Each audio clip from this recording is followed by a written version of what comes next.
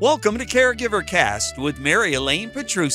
Are you overwhelmed raising a family, working full-time, caring for a parent or grandparent? It can be challenging when you're doing it alone. Caregiver Cast helps busy, burned-out professionals reduce their stress and overwhelm to create a better caregiving experience for themselves and their loved one. Caregiver Cast brings caregivers together with experts who provide information in a variety of areas. In each episode, you'll get tips on topics such as finance, legal, medical, self-care, community resources, mindset, and more. We're here to make your caregiving journey a more rewarding one. Acquire the confidence and skills to be a more capable caregiver by implementing the resources and strategies from these expert thought leaders. Get a community of support, resources, and strategies for your caregiving journey inside the Caregiver Lifeline community. Visit caregiverlifelinecommunity.com. And now here's your host, Mary Elaine. Hi, I'm Mary Elaine, host of Caregiver Cast. My special guest today is Jennifer Fink, and she will be talking about fading memories. Before I formally introduce Jennifer, I will give you some background information about her.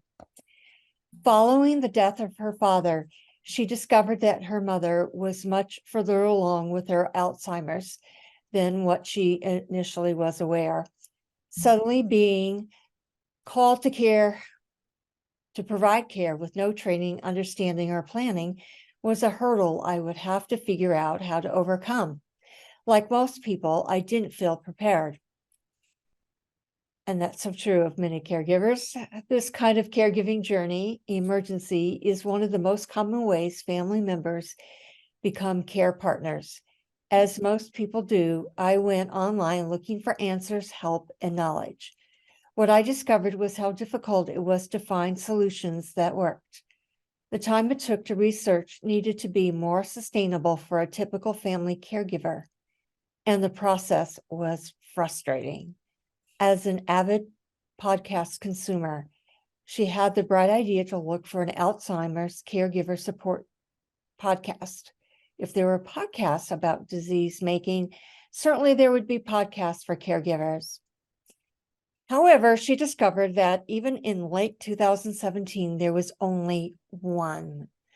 That podcast didn't speak to me, and for better or worse, she decided to create her own. Initially, she intended to share the knowledge she had obtained through her mother's disease. At that moment, Mom had been struggling with memory issues for about 15 years.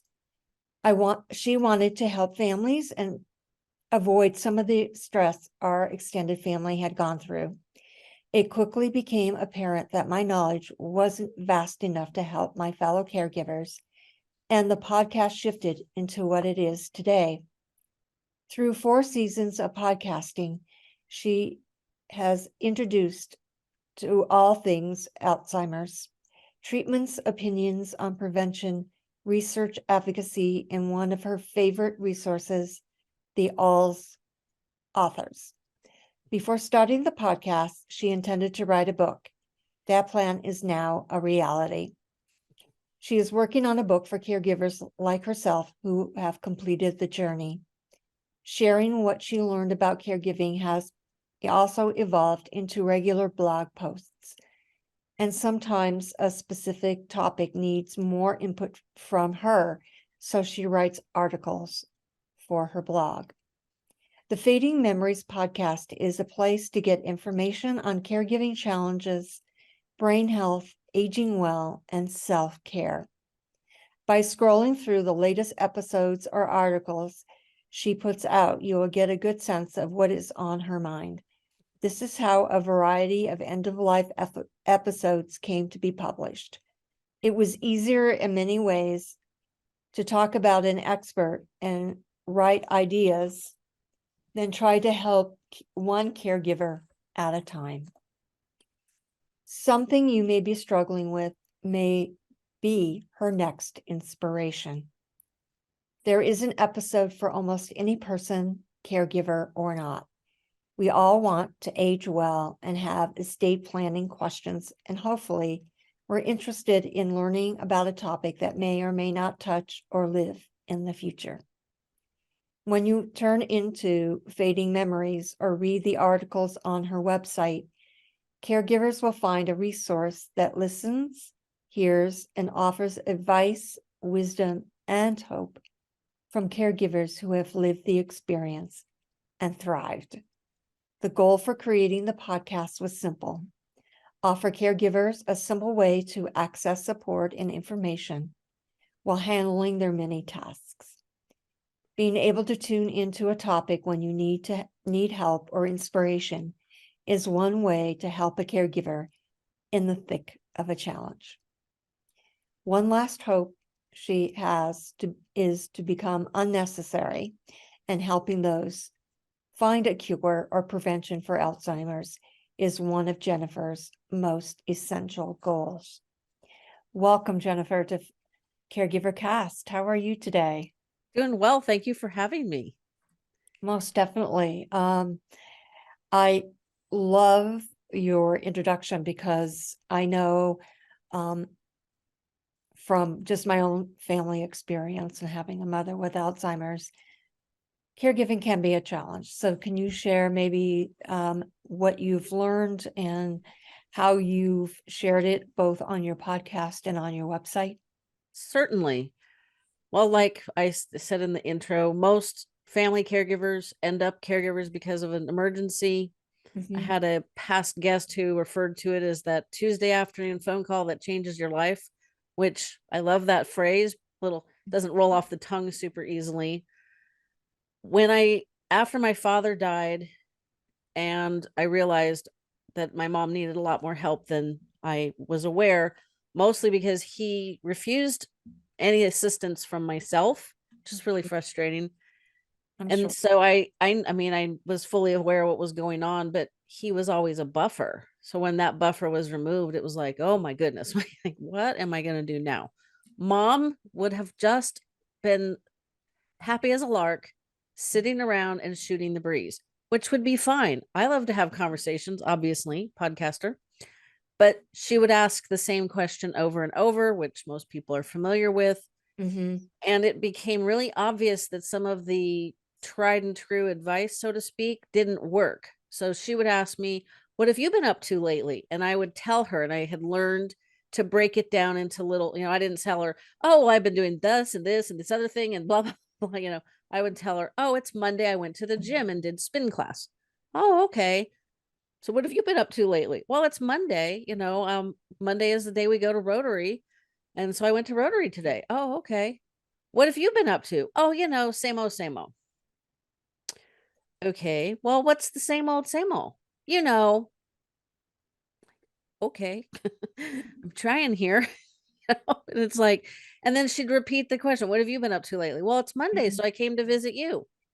Oh, that's so nice. What have you been up to lately? It's like, oh my God, I'm going to bang my head onto the cement wall over here.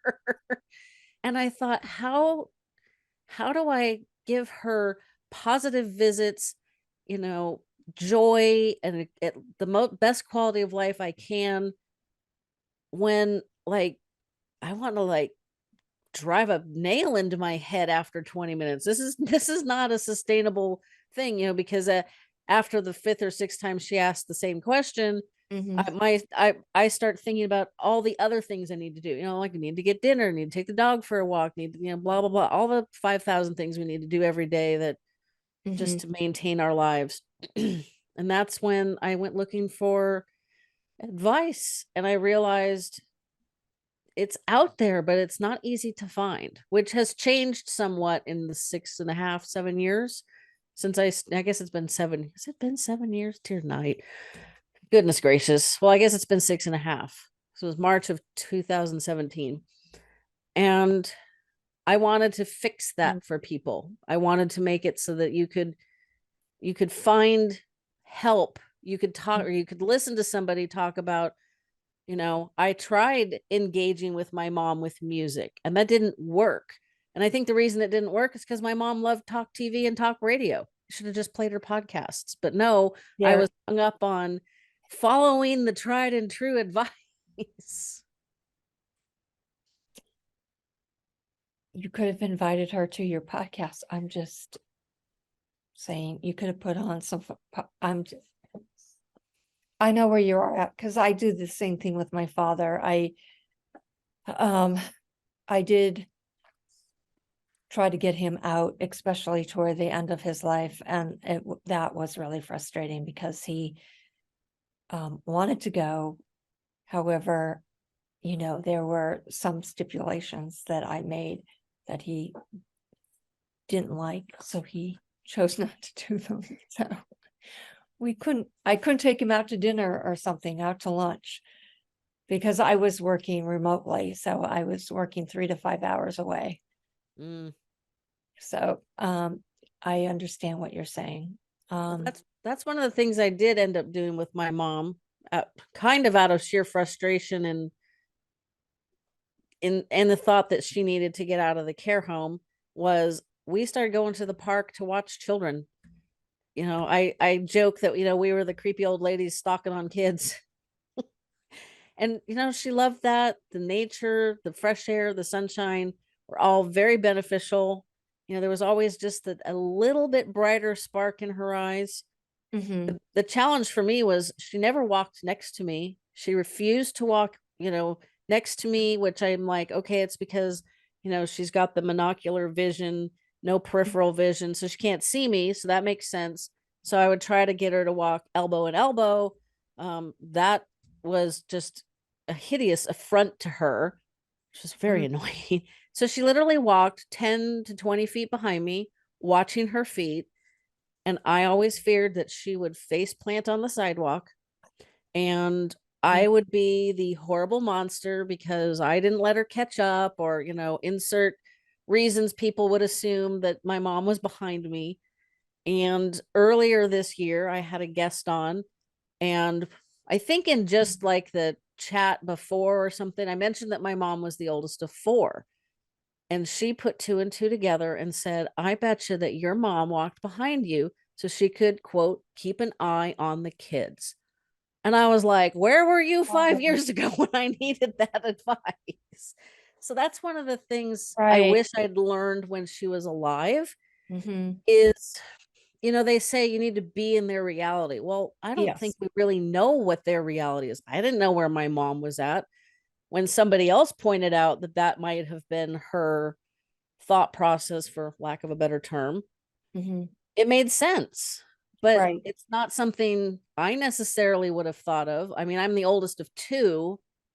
You'd think I would have thought of that, but it helps to understand their history, their past, past traumas, past successes, to kind of work within the framework that they've got to do things like go to the park. And thankfully she never face planted on the sidewalk.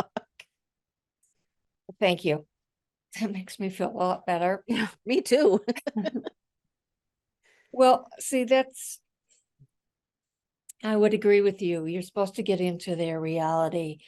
And so it may not make sense to us, but they've put together this new reality of who they are and where they're at. And I know just by going back to speech a little in the past, is like you really have to really stand right in front of them, because their vision really shrinks. So it's really from about the chest or the neck up that you have to be aware of and be able to, like you say, you have to try different things because you're not sure what they mean. So you do the best you can, because you don't really want to frustrate the person because they really can't communicate. That is true. There was one day I did get her to walk elbow in elbow with me, and we got about 3/4 of the way. We walked around the assisted living community that she was a part of. And we got about 3/4 of the way around, and her tolerance for dealing with that just went poof, gone. And this was not long before she passed away, and she told me to drop dead, which was her way of telling you something that is that was her version of language most people shouldn't be speaking. And it was kind of frustrating because we were having a nice walk, and I knew that her visual processing was just garbage.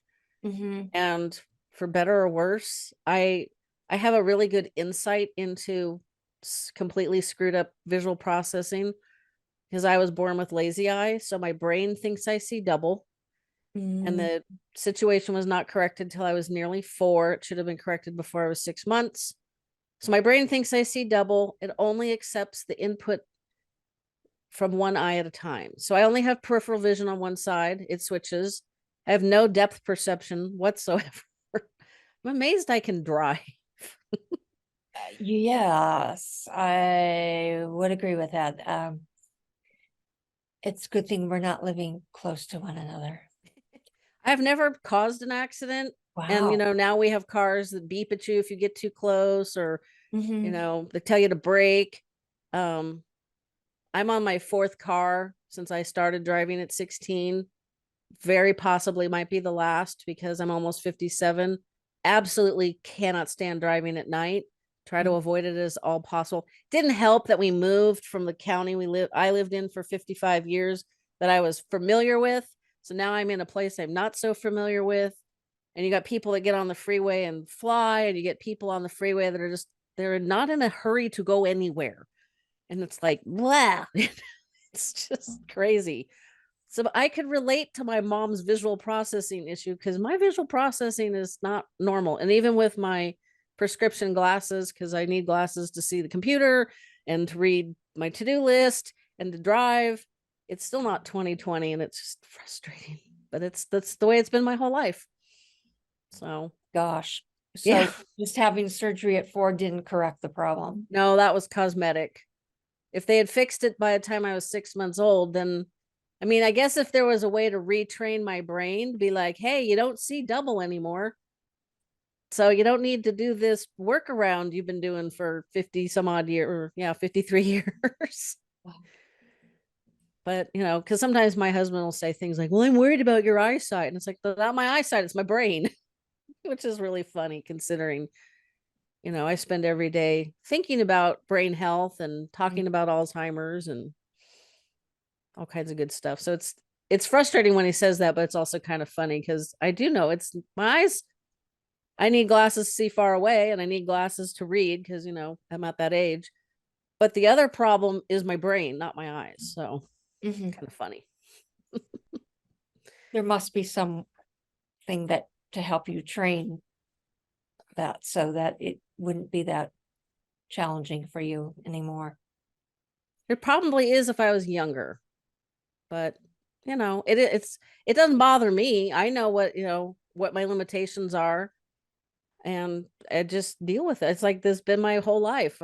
It's normal for me. It's just not normal for the rest of the world. So I was really good with Mom. Like I always approached her from the front, and I always smiled and got down on, if she was seated, I'd get down at her eye level. I understood all that.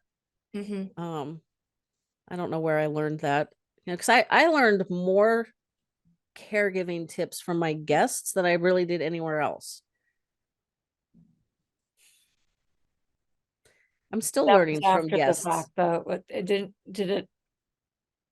weren't you on the podcast then after your mother passed? Yeah. Before? So it was 3 years while she was living and 3 years since. Wow. I know, it's like, I can't believe it's been 6.5 years. Dear night. It's like, goodness. Time flies when you're having fun. Yes, definitely. So what did you find useful or found lacking, I guess is a better term, that you went to podcasting because you couldn't find the answers that you were looking for? Well, I'm a reader and I love to read. And so back in 2017, 2018, mostly 2017, there weren't as many books, and many of them were very clinical. They were depressing. There was no like hope. No, you can do this. And thankfully that's changed. And in the bio, which I realize is pretty long, I probably should have sent you a shorter one. I talk about the Alz authors, which is an excellent resource. I Mhm. love those ladies. I think they have over 300, they must be rapidly approaching 400 authors, podcasters, bloggers, anybody that is in the niche of, you know, dementia care, brain health. And Mhm. they've got everything. They've got novels, they've got memoirs, they've got children's books. If you need some advice on caregiving, or you just need a good story where one of the main characters might have Alzheimer's, my favorite is Blue Hydrangeas. One, I love Blue Hydrangeas. Mm. And that's written by one of the founders of the Alz authors. But the biggest challenge, the one thing I've learned, and the one thing that I'm going to spend the remainder of my life trying to fix, is that there's lots and lots of resources, but they're scattered everywhere. There's no one person, like your primary care physician should be able to say, okay, well, yeah, the diagnosis isn't very good. And instead of just giving you a pamphlet on what Alzheimer's is, they can give you, a booklet, websites, etc., on here's where you go to get, and they can connect you maybe to a social worker who can connect you to all these resources. And I was really heartened yesterday. I talked to and I guess you would call him an almost doctor. He's finished medical school. He did his first year of residency and he took a sabbatical.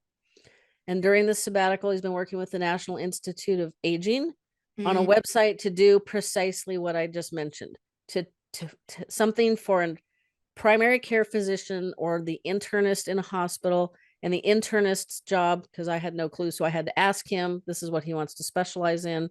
Mm. They're the person that's there to make sure that when the patient is discharged, they're discharged into a healthy and safe environment that's going to support their care, their Mhm. recovery, etc.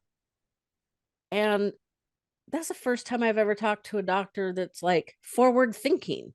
I was like, if I Mhm. could do backflips, I would have done backflips yesterday. I was very, very excited. We'll be recording in October, I believe. And it's changing. It's changing slowly, but people are realizing that, this is a big problem and we need to solve it. And I mentioned to him that I feel like when people are diagnosed with any form of dementia, maybe Parkinson's, but that's getting a little bit out there on the edges. But any form of dementia, they should be immediately enrolled in not hospice, palliative care, Yes. Okay. because that person, that group can help you with all these other resources. And people are like, yeah, but money, blah, blah, blah. I know.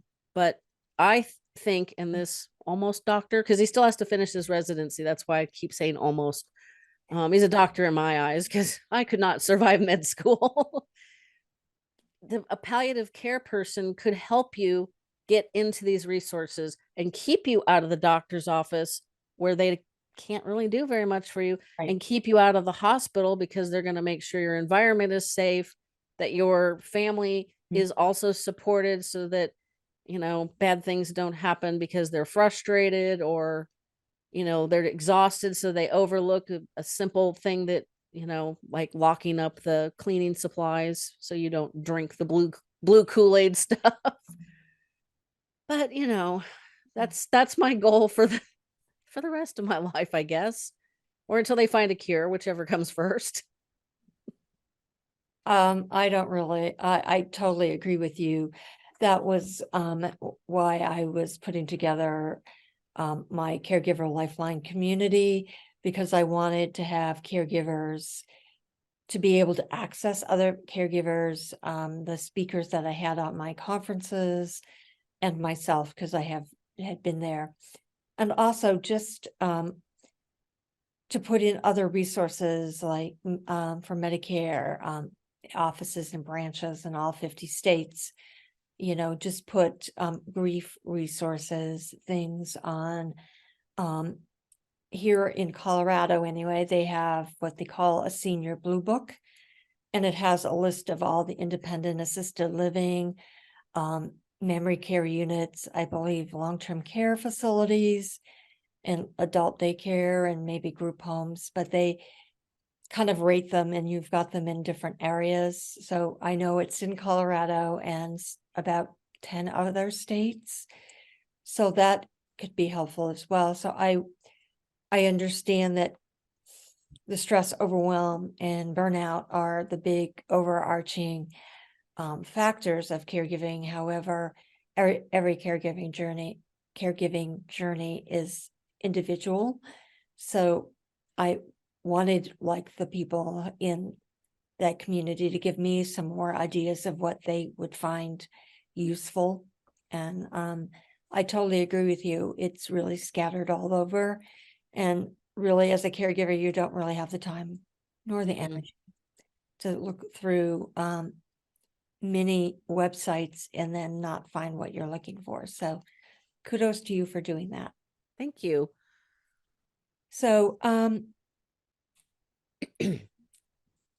knowing, it's interesting that there is no cure for Alzheimer's. That there have been, I know, speakers that I've heard that will use diet now to control some of the changes that occur when somebody has Alzheimer's. So I don't know, that's been a big push, I guess. They've come out with another Alzheimer's medication that I know that probably won't work very well. So where do you see that whole continuum of Alzheimer's care going? Well, I was in Washington, D.C. in March 2023 to advocate for Medicare to cover the 2 drugs that they have for Alzheimer's, because currently they don't. They have changed their mind. They will start covering it, I believe, in January. That Great, decision thank was you. made in July. But the drugs, we have to have early diagnosis, and how it's, I guess, how much it helps is hard to quantify. If you're the person living with early stage Alzheimer's, especially, there was a gentleman in DC. We had a rally at Lafayette Park, which was kind of cool. I haven't really been a part of a rally before like that.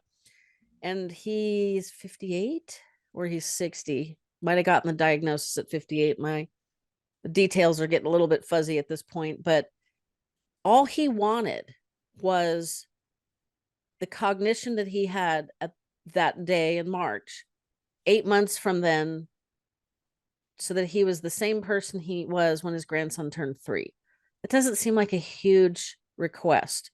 There's a lot of people that are like, it's expensive. It doesn't really help that much. And it's like, but the longer we postpone the end stages, the better. So I'm kind of a little bit torn. I think it's better than nothing. Not that nothing is very good. I have had 2 conversations this past summer with other researchers.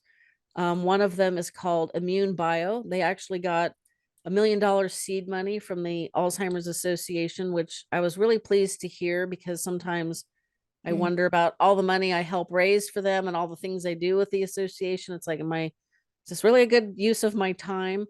And they're looking at the immune cells in our brains, which a decade ago, they didn't think we had immune cells in our brains, as a way of triggering some sort of prevention, cure, treatment. They've already done 1 clinical trial. So like, they're on their way. And then I just recently talked to a company called BioV, who is looking at a molecule that's supposed to help target neuroinflammation. Now we're starting to get beyond my pay grade. And so in the last year and a half, maybe, I'm seeing this shift, like, okay, yes, lifestyle choices are pretty much the only fight we have in the game. And I personally do all of them pretty much. I don't eat fish, so I have to take supplements, because if somebody told me eating salmon 3 days a week would prevent me from getting Alzheimer's, I'd do it, but it would not make me happy. But I would do it. I don't know how, but I would manage. Somehow I would, I don't know what I would do, but I would get it in me. But that's about the only lifestyle option that I don't participate in. But like I said, I take supplements that's supposed to help with that. And the one anecdotal piece of evidence that lifestyle choices really make a difference is I have a caregiver friend who is a millennial taking care of her mom. It's just the two of them. And as her mom's disease progressed and she moved back home, she put her mom on a mostly vegan diet. Her mom was on hospice for 8 months. They kicked her off because she pretty much wasn't dying fast enough. Wow.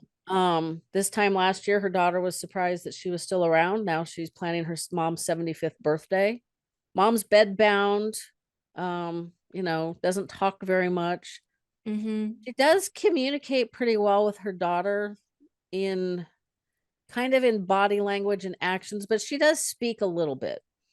And if the person that you're closest to, the person who's doing the 24-hour care, has been doing it for years, is surprised you're still around, you got to wonder. One, obviously the daughter's taking excellent care of her, but it's almost hard to say that the vegan diet isn't helping. And we know that things like sugar and red meat and all the tasty stuff gives us inflammation in our bodies, and all that's bad. So I know. No, but there have been a few. So there's a husband and wife who are neurologists, but they do research out at Loma Linda. So they've been showing and doing a lot of work with diet. They had a 30-day challenge, I believe, like last year. Dr. Breetson was doing work with diet as well.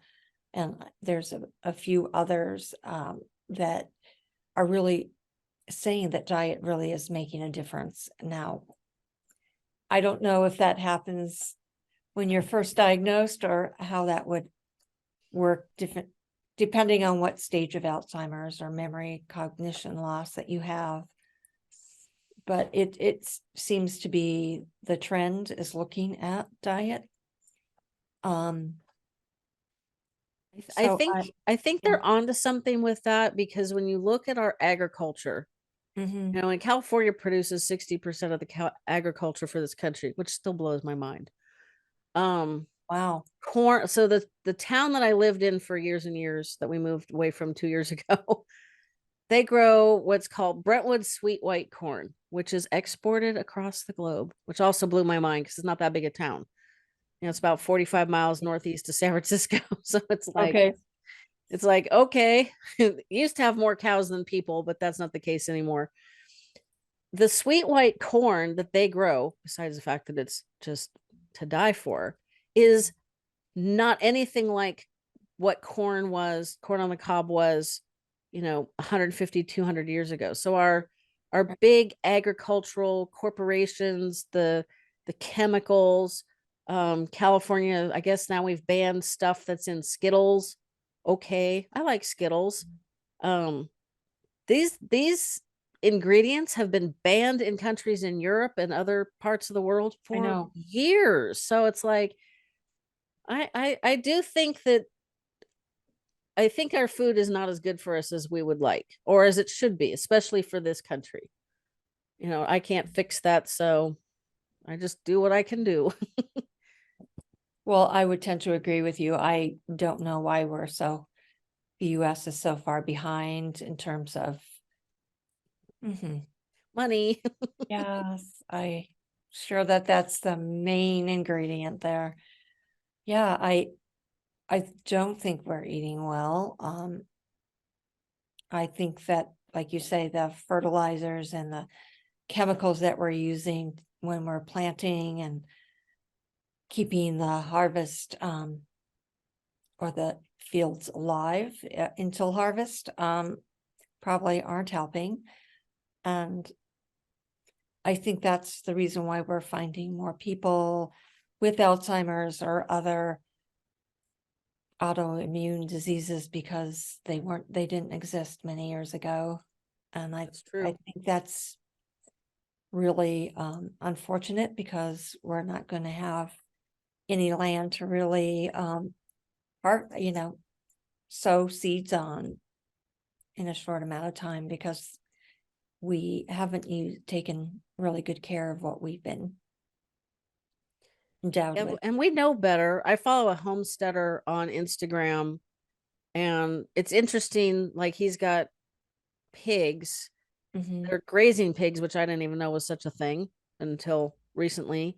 And they're in it's got like an electrified netting fence, and they Mm. graze and munch, and they pull up weeds, and they eat, they basically till the soil and fertilize it just by being there.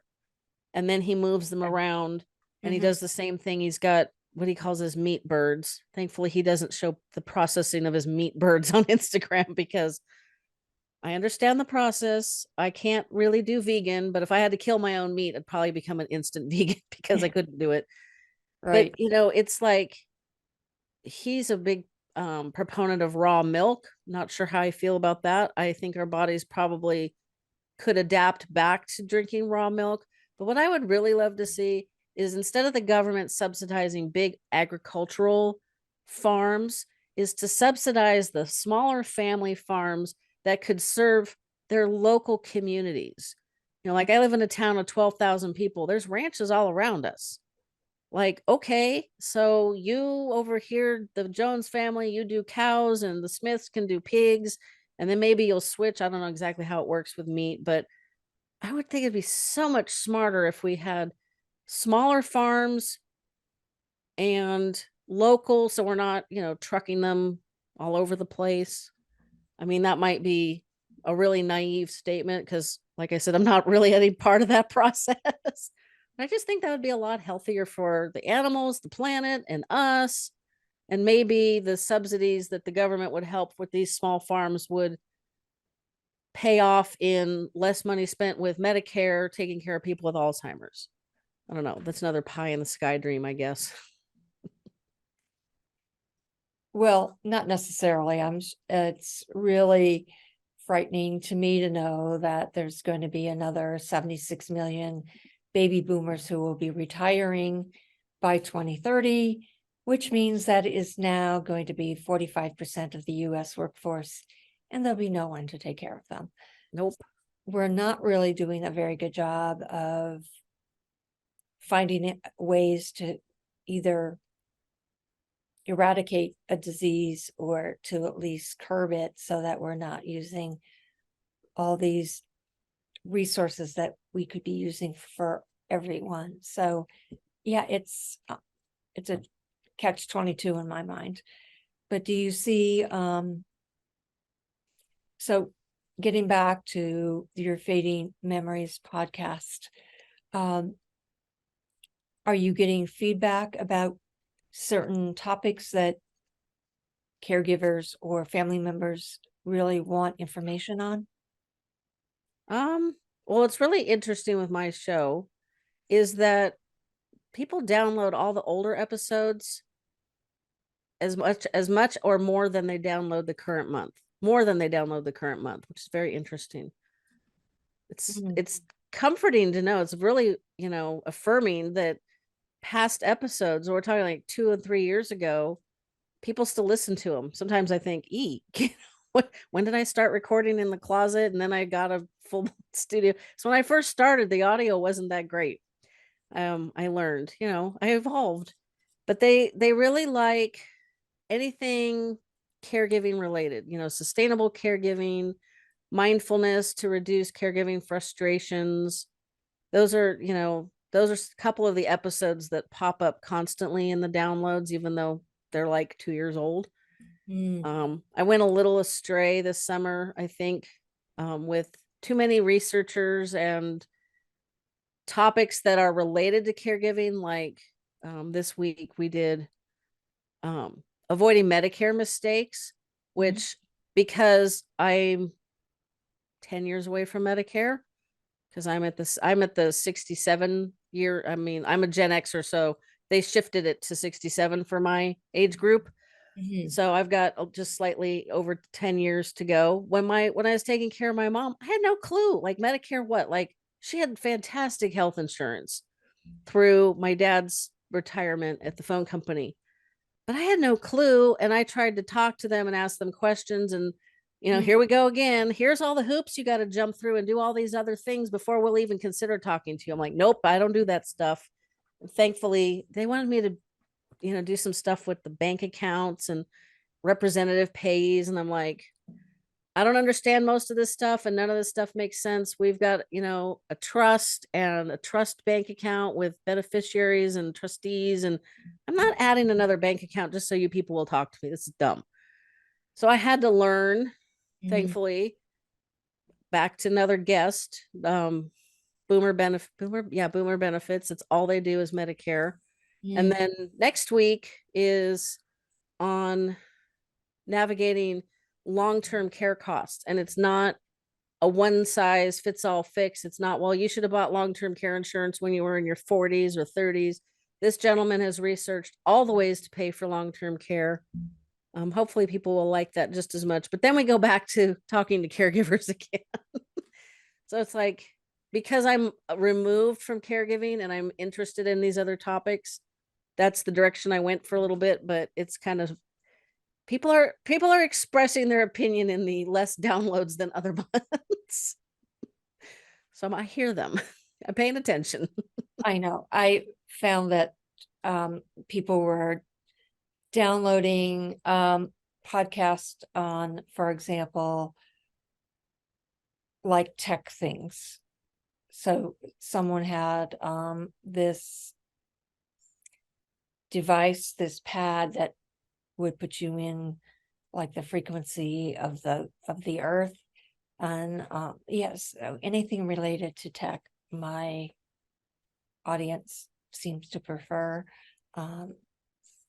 I've had people speak about Medicare as well and long-term care insurance. So it's it really varies. So how can families now start collecting memories of their loved ones so that they are not left with feeding just memories? They have actual proof that they've done certain things with their loved one before they pass. One thing in that huge lengthy bio that I didn't tell you is that I am a retired portrait photographer. My dad was very good at dragging him and his mom to my studio. His mom, he and my mother. It's okay. It's late on a Friday. It's starting to get out of sorts here. My dad would bring he and my mom to my studio. And for the most part, I could usually joke and get her to smile. I have, it's behind me, but I'm not sure I can show it easily because it's got glass. A really beautiful picture of the two of them and their black miniature poodle. And you would never know my mom had Alzheimer's. And when he passed away, I realized if I didn't continue taking pictures of my mom, it would have been like she died at the same time. So I took pictures, and this was at a time when you didn't share that stuff on social media.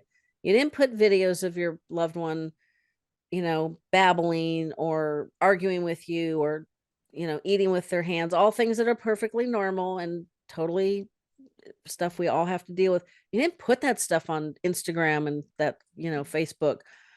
So that's one thing that's hugely changed. But yeah, I would do selfies with mom. I would take, I have videos.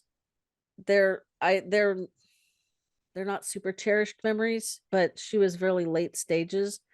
But I have memories of like the town that her memory care residence was in had a city water park. So it was like a swimming pool with water slides. They were a little bit more than basic. It was a pretty nice water park for a city owned water park. I mean, it was definitely not one of these, water world kind of places. You could probably tell I haven't been to one in a long time because I can't come up with a name, but it had a lot of action. And so there was kids running around and moms with little kids, and it just really warmed her heart. So I've got videos of her, talking about what's going on around her. Not that it made a lot of sense, but, do things with them that you're going to remember. And, it's hard because I tried to do a lot of that stuff with my mom. And sometimes she just resisted, or she'd get frustrated and upset and angry before she tried. And so just keep trying, figure out what it is that they enjoy. My mom enjoyed watching kids because she's a mom and a grandma. And that's what we did. And it worked for me because I could answer emails on my phone. I started getting really good at that for, Gen Xer. I enjoyed being out in the warm air and the sunshine. And it made her happy. And that made me happy. So you have to figure out how to create your own memories that you're going to be able to hang on to when they're gone, because it's really easy to remember the day that she told me to drop dead. The day we had a fight because she was struggling to eat and she didn't like that I wasn't trying to help her eat. I was trying to offer options. Would you like me to get you something else that's not as difficult? She wanted beef tips with noodles. And we were in the assisted living dining room. And so they had normal, for lack of a better term, standard plates and silverware and all that. And she just kept pushing the food off the back of the plate. So she needed either the shallow salad bowl or the rimmed bowl. And she spent more time fussing over the mess she was making on the table. And it just made me crazy. Made her crazy, made me crazy. And I kept saying, would you rather have a sandwich? Would you rather have a hamburger? She got so mad at me. She literally picked up the cloth napkin and held it in front of her like this and turned her head and ignored me. Wow. Yeah, she was an ornery. My mom was not easy ever. It would have been nice if Alzheimer's had mellowed her out, but it didn't. So I got to deal with that. That day was awful. And I had to have probably a gal that was probably the same age as my mom. My mom died at 77. This wasn't long before she passed away. And the activity coordinator gal, she was a resident in the assisted living, but she also worked there, or at least volunteered. She's the one that got my mom into the car, because my mom was like, you don't exist anymore. I'm not talking to you. I'm not looking at you. You are dead to me. It was a lovely day. Wow. Well, I appreciate that, because my mother at the end, she had Alzheimer's, and at the end couldn't really communicate. So yes, you could tell by her body language, she could look at you and you knew exactly that you had done something egregious. So Yep. I wanted to have their 60th wedding anniversary, and one of Dad's attorney friends thought we shouldn't. And I'm like, well, this is ridiculous. She can appreciate it. She would put her hand up to her cheek when she was totally overwhelmed with things. And so we get to the venue, and of course, two of my cousins have to come out. And so I don't know how much Mom understood that we were having this party, but anyway, Dad's attorney and his wife were the first in line. And, I was explaining to Mom that, we're having their anniversary, and that, these are all your friends. And she just, could put her hand up, and she was really surprised. And then all the friends and neighbors would be on one side of like this kind of entryway. And so I think she really did appreciate it. And we had the next door neighbor's son taking photos, and it was so cute because Mom had cut the cake with my father, and she had a little bit of icing on her finger, and she was trying to lick it off. And I thought that was like the best, because she would always take like the yogurt container and get everything out of there that she could. So it was just really cute. But I agree with you. Creating those memories are really, really important. And we did this kind of the same thing with their 50th, excuse me, in February of 2012. We did it at my house. There was probably 40 or 50 people. So it was pretty big, but not super overwhelming. And she was still able to kind of fake it a little bit. I mean, people knew. And that was nice. Now I got to go figure out where I put those photos. It's like, I started my photography career on film, and family photos always end up in the weirdest places. It's like, I know what I wore. I have pictures of what I wore. I don't remember if I took pictures now. I'm going to have to look. but it was funny because my dad was on hospice. He passed away March 2nd, 2017. In February 2017 would have been their 55th anniversary. My paternal grandmother was like, we should do something for their 55th birthday anniversary. I was like, neither one of them even has a clue what's going on, much less do they care. I'm like, no, I'm not going through that stress to make you happy. Like, my parents don't know what's going on. So, I sometimes you just have to make a determination that, making daily memories is better than celebrating milestones that they're not going to understand. I would tend to agree with that, but I think Mom I think she still appreciated being there and just going through and seeing the friends and just enjoying the experience and cutting the cake and sharing it with Dad. And yeah, I thought I thought she did really well considering the stage of her disease, but I think both of them really appreciated it. Those are the kind of choices you have to kind of Right. make. We all have to figure out what's best for our loved ones and ourselves and just do the best we can. Exactly. I really appreciate all your insights about caregiving and how to capture some fading memories of a loved one.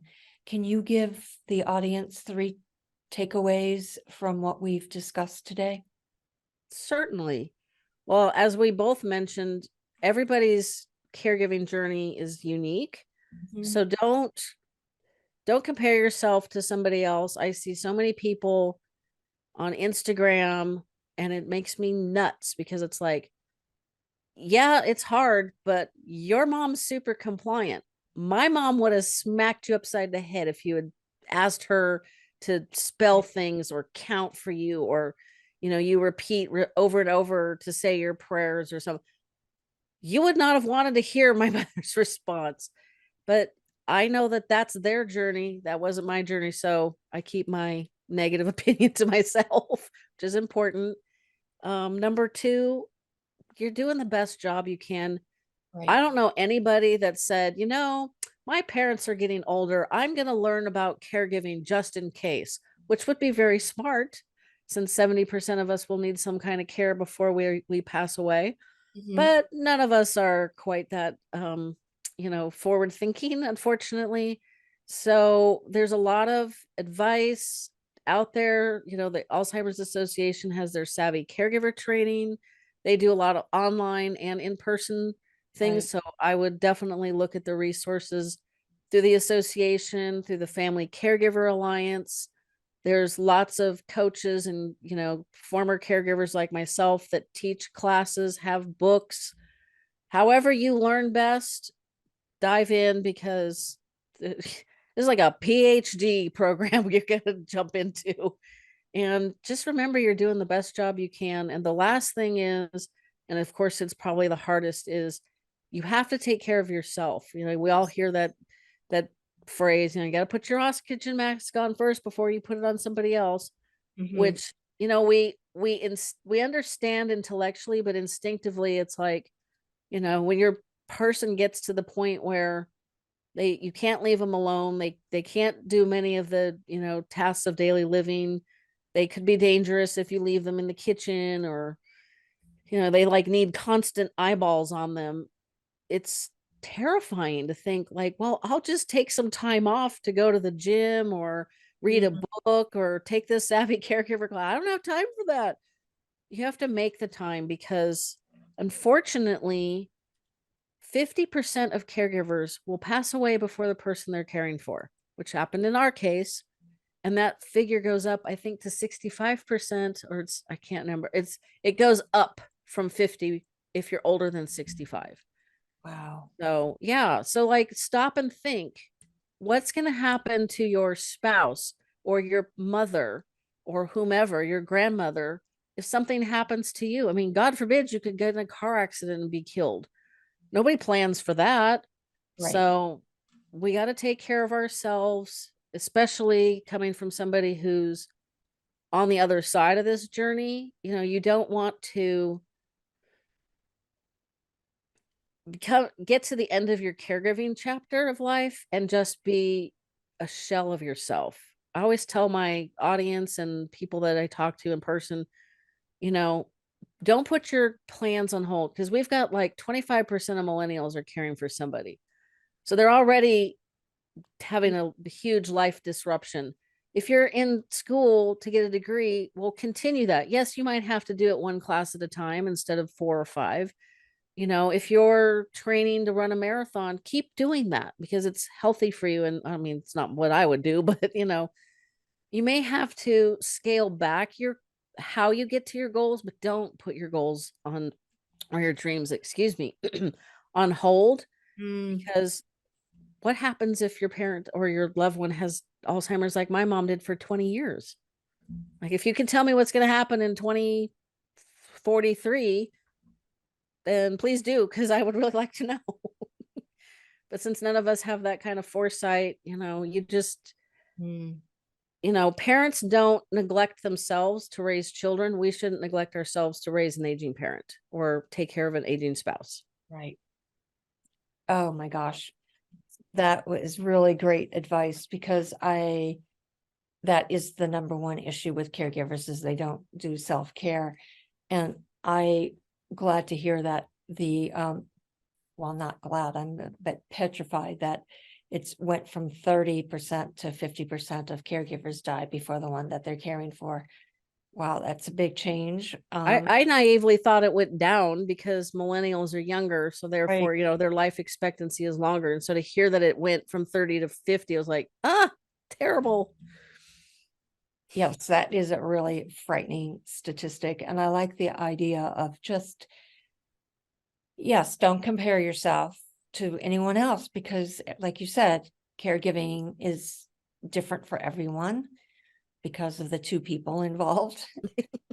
And that you're doing the best that you can and access the resources that you have, especially the Alzheimer's Association, and others that you've mentioned, so that you can at least start off being more knowledgeable, and then taking classes possibly. I kind of heard that some of the caregivers now have to take care of like medical needs. So they really need to be trained to give that medication correctly. So there's just so many things that caregivers really need to understand and access, and then also to stand up and advocate for themselves if they need support. So thank you very much, Jennifer, for being here today and sharing your wealth of knowledge and expertise. I really appreciate you being here. Thank you very much for having me. Thank you for listening to the Caregiver Cast today. Get a community of support, resources, and strategies for your caregiving journey inside the Caregiver Lifeline community. Visit caregiverlifelinecommunity.com. Get involved with the show. Send your email to mpetrusi2002@gmail.com. And we'll see you again next week for another episode of Caregiver Cast.